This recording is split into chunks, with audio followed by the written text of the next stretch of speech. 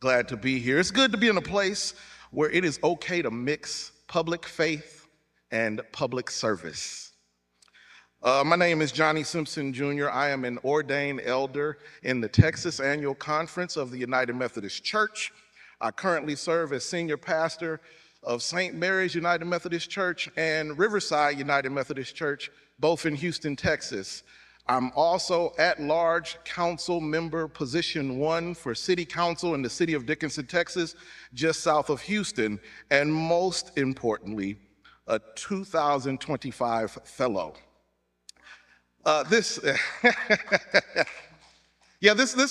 Today's topic is very important to me because one of the most important tasks of a prophet, I believe, is to speak truth to power. And I cannot think of a more modern day example outside of those prophets in the Bible of a prophet that spoke truth to power than the Reverend Dr. Martin Luther King Jr. Also, I feel like we need accurate, comprehensive representation of Dr. King and his legacy. You see, too many people have tried to misuse his legacy, whitewash his legacy, commercialize his legacy, and even worse, co-opt his legacy into things that he absolutely would not have stood for if he were still alive today. So I believe this is a very important conversation. So today, Chris Butler, the CCPL Director of Christian Civic Formation, will have a conversation with Jonathan Eig. Jonathan Eig is the author of 6 books, most recently King, A Life, which won the Pulitzer Prize for biography in 2024. His books have been translated in more than 20 languages, and his next book will be a biography of George Soros. So please give a warm welcome to Chris and Jonathan as they come. Jonathan, thank you for being here today at the Summit for the Good of the Public. My pleasure. Thanks for having me. And thank you for this book. I'm going to turn it this way so y'all can see the spine. This is an incredible book. I shared with you when we talked first that I don't usually feel deeply moved in my emotions when I am reading. But your book accomplished that, so thank you for the work that you've done. Thank you. We have a little bit of time, and I want to jump right into the conversation. And first, just want to ask you to talk about why a biography of Martin Luther King Jr. I mean, this is a person who may be one of the most visible, probably the most visible figure from the civil rights movement. And folks may feel like they know him. Why do we need a biography?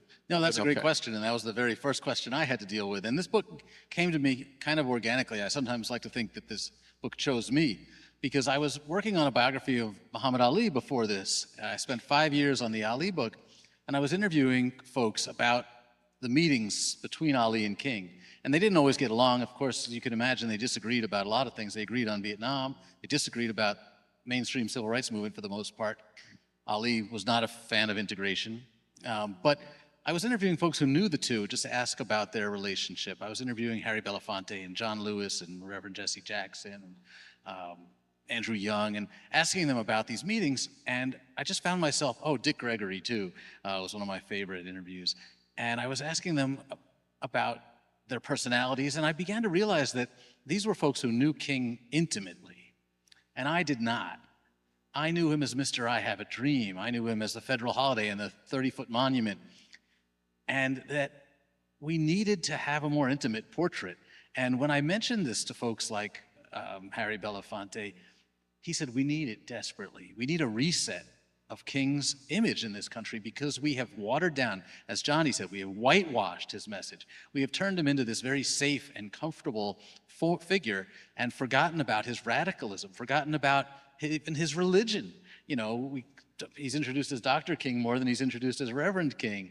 And these folks who I was interviewing felt like they knew him and we didn't anymore. And I thought this was maybe the last chance for a biographer to talk to the people who knew him best. And of course, it also turned out there were thousands of pages of new FBI documents, archival materials that David Garrow and Taylor Branch didn't have access to. And it had been 35 years since the last King biography. So, and we're living in very different times. So all of that added up to kind of why I felt I would be really wise and fortunate to be able to write a book like this. No, that's so helpful. And one of the things that I wanted to explore up here, and I'll go a little bit out of order, but we actually awarded last night Reverend Dr. Otis Moss Jr. With our Civic Renewal Award. And he was one of those folks who worked alongside Dr. King in the civil rights movement. What was it like? You met all these folks, and it's one of the things that I'm constantly reminded of as somebody who comes out of community organizing and those things, is that it took more than Reverend King to make the movement. Talking to all these different folks, meeting them, talk about some of the texture of their lives and personalities and how they sort of come together to make the full picture. Yeah, this was one of the great joys and blessings of my life, to be able to meet people like Reverend Moss and his wife Edwina, and so many people who knew King well, and to sit with them and to say, tell me what he was like. Tell me what it was like to be in the room with this man. I interviewed Fred Gray, his lawyer from Tuskegee. I interviewed Reverend James Lawson, and I was fortunate that I got to do most of these interviews before COVID hit. And then when COVID hit, I was able to stay in touch with them over the phone. In fact, for some of them, like Reverend Lawson, who was too busy most of the time to see me when I went to Los Angeles, was juggling classes that he was teaching. Well, when COVID hit, he had nothing but time to talk to me, so I ended up taking his class basically on the phone every week. I talked to him for an hour every Tuesday night. And I just learned so much from being with these people. But it's just so important that we try to humanize our heroes, that we remember them as people and not perfect, to embrace their flaws. And these were people who knew what they were like. I remember with Fred Gray, who King always called Attorney Gray, so I called him Attorney Gray. I called him, I said, Attorney Gray, I know this is going to seem absurd to you, but I was wondering if you remember what Dr. King smelled like. And, these are the questions I get to ask. And you have to know somebody for a little while before you can ask that kind of a question. But I got to know Reverend Abernathy's children, and the details would come after you spent time with them, And, Reverend Abernathy's children remembered that both men, Martin and Ralph, wore the same cologne, and it was Aramis. And Fred Gray said, yeah, I remember that cologne, but he also smelled of cigarettes, because he smoked even though he tried to hide it from the public. So these are the kinds of things that you can only get when you are meeting the people who knew the man. And again, my goal with this, I know it looks like a big, fat, intimidating book, but the number one goal for me was to try to create a more intimate portrait so that you felt like you might understand this man and what really made him tick. One of the things that was most valuable to me, I think, reading the book. I run our formation programs here at CCPL, and so the formation of leaders, especially Christian leaders, is of particular interest to me.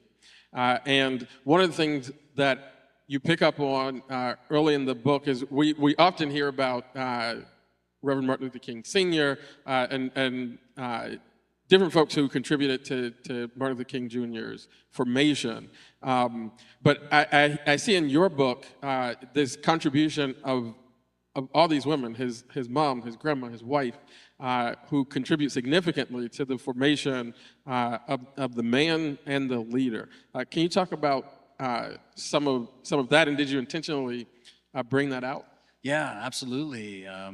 This was a really important theme for me, and it's another reason why we need a new biography of important figures like Dr. King every generation or so, because we are living in a different world, and we can better appreciate and understand, and we need to shine a brighter light on some of the people who played a supporting role, especially the women. I remember when I approached Diane Nash about being interviewed for this book, she said no, because she thought too many books were focused just on Dr. King, and I implored her. I said, I'm not going to make that mistake. I'm going to give the women their due, and especially Coretta, because she had never been treated the way she should have been treated. She still has not been the subject of a major biography. I'm working to try to change that.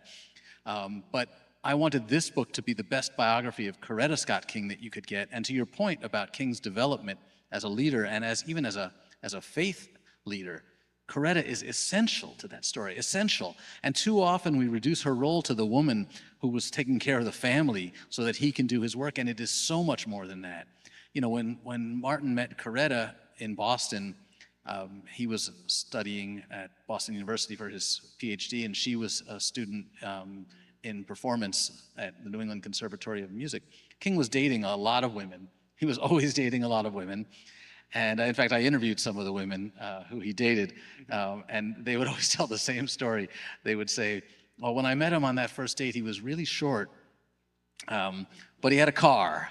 And by the way, he was exactly my height, 5'7". So I was very upset when everybody kept saying that how the first thing they noticed was how short he was. But when he met Coretta, she said the same thing, by the way. He was short, but he had a car, and he seemed to get taller the more he talked. But it was Coretta who he said on the first date, "You're the person I've been looking for. You're the one I'm going to marry. You're everything I've been looking for in a bride." And let's ask ourselves why. Because he was dating college students, all of them. He was dating beautiful, bright women. Why Coretta? Well, it's because on that first date, when King went into what Coretta called his usual jive about how he was going to go back down south and kill Jim Crow, she was the only one of those women who wasn't impressed. She said, "How? What's your plan? What have you been reading?" Because she had more experience as an activist than he did. She'd been involved at Antioch in all of these student movements. She'd been to the Progressive Party National Convention. And she had ideas for what he needed to do if he had ambitions of using his ministry to also fight segregation and racism. So Coretta was a very important piece of this story. And not just Coretta, you know, Diane Nash and so many other women who were making the movement work. You know, King knew that his job was to be the tip of the spear, but that it wasn't going to work if there weren't all these people supporting him. Yeah, and maybe talk just quickly about his mother and grandmother in terms of his sort of Christian formation. Yeah, I'm glad you pointed that out.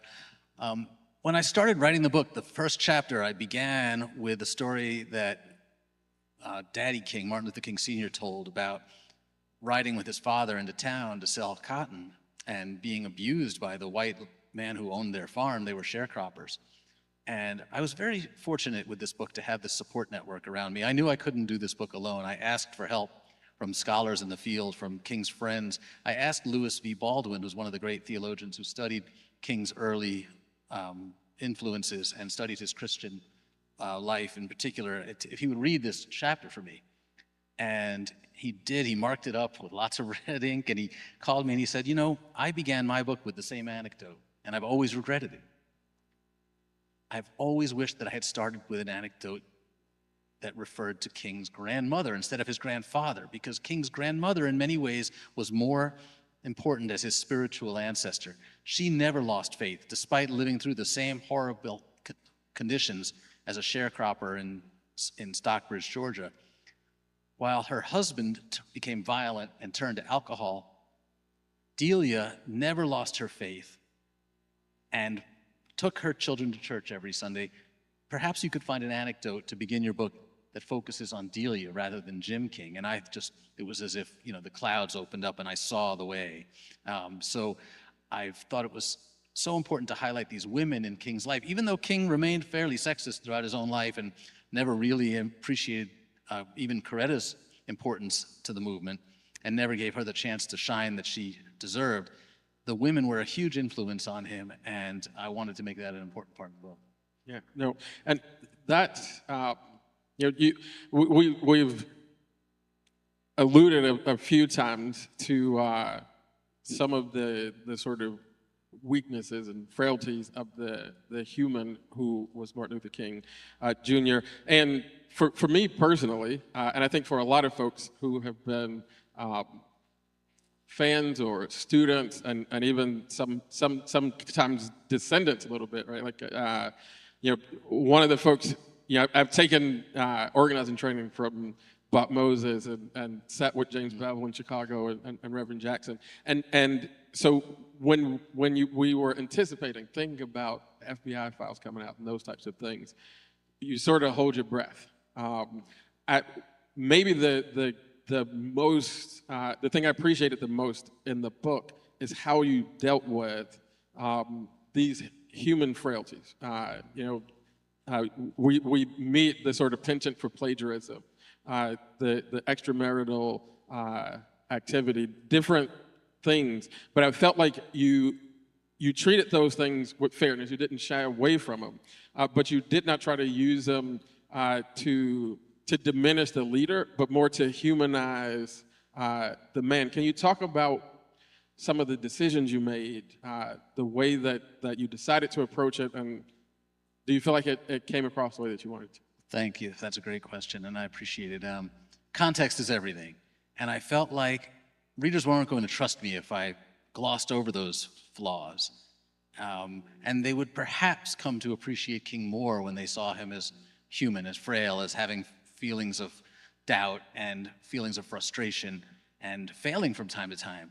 And the plagiarism's one example of that. I wasn't as nervous about the plagiarism part as I was about his sexual affairs or even the mental health issues. I was worried that people would see these things and reject the book because they just don't want to hear about this great man's flaws. But the opposite really happened, and I think people have felt a greater connection to him as they read about his flaws and his failures. And in part, ironically, we can thank the FBI for that in a strange way, because for those of you, I'm sure most of you know the outlines of the story. The FBI began surveilling him in the Kennedy administration. Those wiretaps were approved by Robert F. Kennedy. JFK knew about them. And it began because they were concerned that King might have communist ties, and that would reflect badly on the administration if they were working with King. Once they became clear that he had no communist ties, they had heard him on the phone with women, and they then reauthorized the wiretaps and continued to follow him just really so that they could have dirt on them. And of course, this continued into the Johnson administration and only increased as they began to install more listening devices on his home phone and his office phone and in his hotel rooms. And they began distributing the tapes that were made to members of the media in an attempt to discredit King, in an attempt to destroy him, really. In fact, at one point, the FBI, our government, created a greatest hits tape of King's hotel room exploits and sent it to King's home with a note that purported to be from a black man in the South saying that he was going to expose King, and the only way out for King to avoid this humiliation was suicide. That was the work of our own government. King carried on throughout this, which is miraculous, that he had the courage and the fortitude not to give in.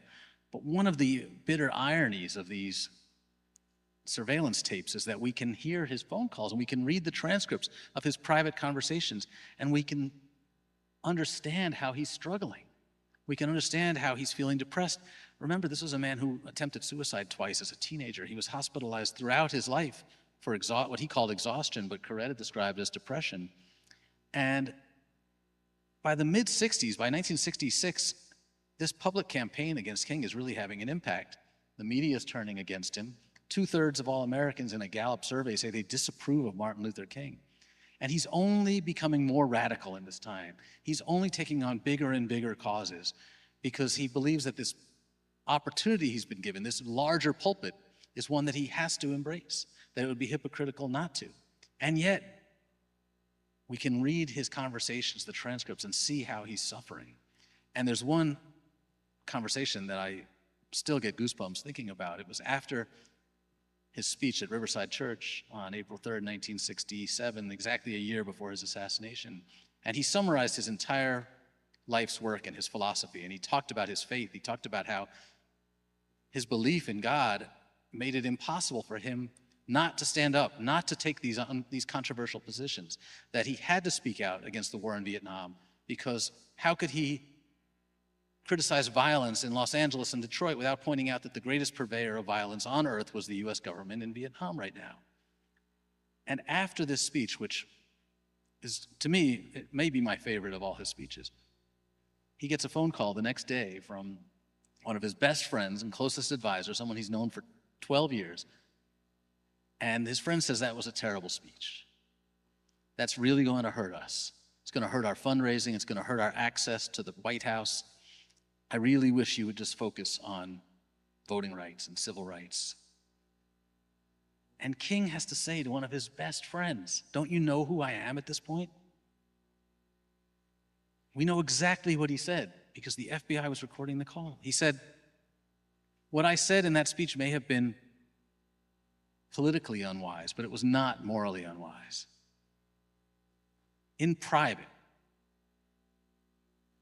to one of his closest friends, Dr. Martin Luther King Jr., near the end of his life and career, still has to explain himself. It just breaks my heart.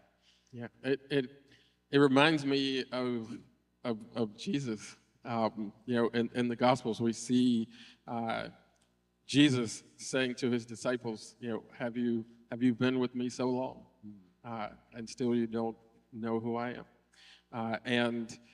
This theme, I think about another vignette in the book, which again, like if you haven't read the book, like you just have to. It's just one of the best books that I've read. Thank you. And then on one of the greatest folks. But you tell this a little story of Dr. King is going during the Montgomery bus boycott. He's going with Dr. Samuel DeWitt Proctor to negotiate for fuel for Montgomery bus boycott carpool folks because they're having trouble getting fuel. You quote Proctor. As a matter of fact, if I can, I think we have time to read this, just to give us a little bit of a sample. It says, when the gas stations in Montgomery refused to sell to the carpoolers, King drove one day to Tuskegee, about 40 miles away, to see if he could arrange to buy fuel. Samuel DeWitt Proctor, a Crozer alumnus and president of Virginia Union Seminary, rode with King because, as Proctor said, you never knew what might happen to a black radical man on the highway in those days. An Alabama state trooper followed them the entire way, about a yard behind the old Pontiac wagon King drove. We were both frightened, perspiring profusely, silently, Proctor said. King's sudden rise seemed remarkable but not surprising to Proctor, who was 8 years older than his friend and had a doctorate from Boston University. Proctor knew other black ministers with talent and courage, he said, but they didn't have Vernon Johns or Daddy King to clear a path, or Rosa Parks to light the way, or the national news media to amplify their words. King, with his radical social message, absorbed from the Old Testament prophets, and his insistence on the power of love as exemplified by Jesus, had turned out to be the right man at the right time. And this reflection from Proctor reminds me of something that comes ringing out of your book, that King was a man of deep faith, a man of genuine calling, and perhaps even like divine destiny. And sometimes we see King as like this political figure, a movement person, an organizer, and surely he was those things. But I think at the core, he was a man deeply compelled by his faith. Can you talk about the discovery of that element of King and how you tried to bring that over in the book? Yeah, amen. Whenever I'm asked what made King do what he did, I say Jesus. And I was here in Washington with Reverend Marion Buddy, and we were doing an event at the National Cathedral, and she said, whenever she hears me say that, she appreciates it even more because it's coming from like a white Jewish journalist. I have no horse in the race. But it just became so painfully obvious to me, and certainly interviewing people about it taught me that lesson. And Reverend Jim Lawson in particular really tried to help me understand what that felt like for King to feel called. Because remember, this is a gradual process. He did not become the Reverend Martin Luther King, the leader of the entire civil rights movement overnight. It happened gradually, and he began to feel like he was being pulled into something that he didn't know how to deal with. So on December 5th, 1955, when the people of Montgomery have been boycotting the buses for one day, and the women have really organized this entire movement, and they're looking for someone to speak to the crowd that night to see if they can stay off the buses for a second day. They'll end up staying off the buses for 381 days. They're looking for someone who can address the crowd. And the women know that they're not going to be welcomed in this role. They need a man. They can't pick E.D. Nixon because he's with the NAACP, and if they pick the NAACP, then folks with the Urban League will be upset. And if they pick a guy from this church, then somebody from that church will be upset. You guys might be able to relate to how that works. But King is new in town, and Joanne Robinson says he's a pretty good preacher. So he gets called and asked if he'll do this, and he says, no, I'm too busy. Let me think about it, he says. And then he thinks about it, and he thinks about why he became a preacher in the first place and what this requires of him, and he feels like he has to speak. And he speaks that day and finds this voice, finds this message that, Samuel Proctor was referring to, this message that combines patriotism, Christian faith, hope, and love, and it resonates not just in that church at Holt Street Baptist Church that night, but all over the world. And then people want more. And then he begins getting death threats, and then his home is bombed. And at one point, he and Coretta have to talk about it, like, can we do this? And King is pacing the floors in his room, and you've probably heard this story before. The telephone operator in Montgomery was a white woman whose husband was a Klan member, and back then, you would have to plug in the line to connect a phone call. She would just keep plugging that line to ring his phone all night long to keep the family awake. And King was up pacing the floors in the middle of the night, and he said he heard the voice of God, basically just saying, keep going. So, not to say that he never had doubts from that point on, but he certainly felt a divine calling. Yeah, and I think those doubts are so important because sometimes even if you think about a sense of calling, especially with somebody like Dr. King, it can feel like something that is only motivation, like, keeps you going. But I feel like that sense of being called and compelled also contributes to some of the struggles, some of the internal struggles, some of the mental health struggle. Because even when you want to quit, there is the sense of being constrained by the calling and compelled to do the thing. Do you pick up on some of that texture when you look at King and just talk about that? I think there are leaders in the room who might maybe not on the scale of Dr. King, but might have a similar relationship to a sense of calling. There's no question about that. It's throughout his entire career, even just months into the Montgomery bus boycott, he's writing to his college professors and some of his mentors saying, what do I do? People expect miracles from me now. They're counting on me. They're putting their faith in me. And I don't know. He's 27 years old. And suddenly he is on the cover of Time magazine, and the world is looking to him for answers, and he's figuring it out as he goes along. And I think, again, that faith is what makes him feel like he can figure it out on the fly. And it's also really important to remember, he fails over and over. So 1955-56 is the Montgomery bus boycott. What's the next big success that you can think of for King? What's the next big triumphant moment in his career? Civil Rights Act, that's 64. I'm not good at math, but I think that's like 8 or 9 years. Montgomery is followed by failure after failure until you get to Birmingham in 63, and even that's failing spectacularly until it's not. And he's out there making himself vulnerable over and over again. And we think about this is another reason why we need to re-examine these lives every once in a while. We think of his life as this great linear success from Montgomery to Birmingham to Selma to the March on Washington but no, that's not the case. And in fact, what do we think of after the March on Washington? Well, Chicago, that's a disaster. But what's he doing after that disaster in Chicago? As his poll numbers are falling and his relationship with LBJ is falling apart, he's putting his energy and his mission and his faith into the anti-war movement, and he's starting to plan for the Poor People's Campaign, which is his attempt to go beyond civil rights to human rights, to look at the fundamental economic issues that are underlying inequality and racism and segregation, and talking about things like guaranteed income and guaranteed jobs and health care. And this is making him more unpopular. It's making him more of a threat to the FBI. J. Edgar Hoover issues a memo in the beginning of 1968 saying, now that Malcolm X is dead, King is the only threat left, and we must do everything in our power to stop him. And King is going on and never giving up. Well, that's so good. I want to take the last few minutes to turn to our current time.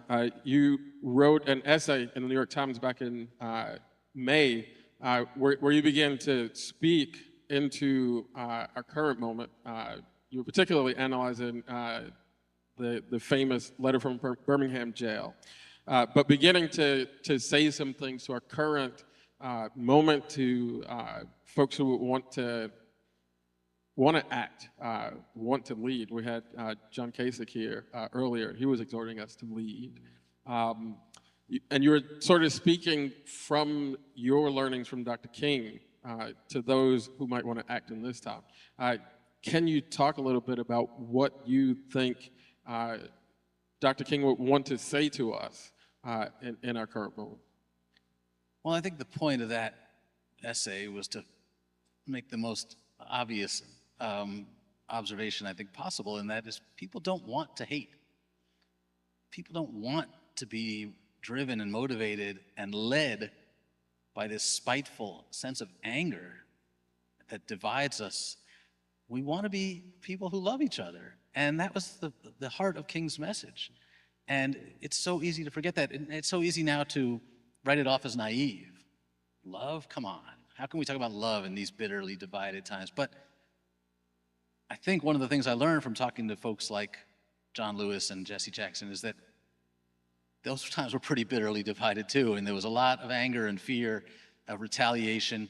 You know, we feel like it couldn't be worse than it is today, but I think it was worse. And if King could preach love and feel like he was not naive, then we can do that too. We can remember that, as King said so famously, that only love can conquer hate, and that it really is a stronger force. So I guess I was trying, without seeming too naive, to say basically that, like, we don't want to be this angry. We don't want to be driven by spite and malice and greed in the way that seems attractive right now, and that we can overcome our fear of acting out. We can. I think one of the things that really struck me was just how important fear was in keeping people in their place, and how King so beautifully helped people overcome their fear, not only by putting himself on the line, but just by giving the people the confidence to believe that they could make a difference. Sometimes I feel like in the interactions I have with, I was going to say young people, but I think people of all ages, there is this sense that we need another Reverend Dr. Martin Luther King. And without another Dr. King, it's hopeless. And I think this might be a two-part curiosity. Number one is just like, what's your take on that? Do we need another like singular figure like Martin Luther King, or is there a way for us to share the spirit of Martin Luther King?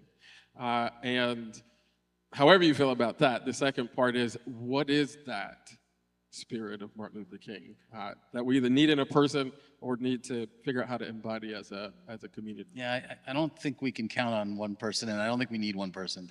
I think that the whole point is the spirit is within the community, it's within all of us. And I think that it's harder today.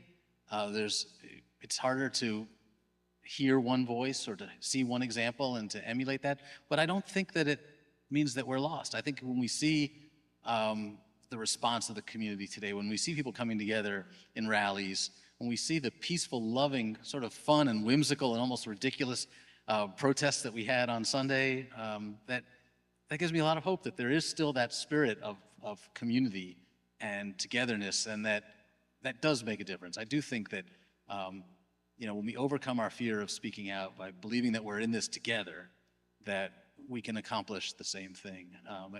I think if we tell ourselves that we need another king, we're just making excuses. I love that. I see our time winding down, but we one of the arcs that I see in the book, or maybe I would call it a movement more than an arc, is that the closer we get to King's untimely death, the more things do seem to be falling apart.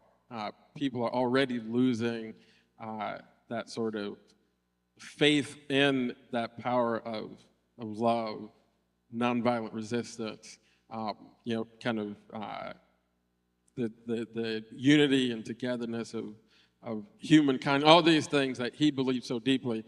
Folks are already beginning to reject it. And then we lose him. And maybe it feels like too much is lost.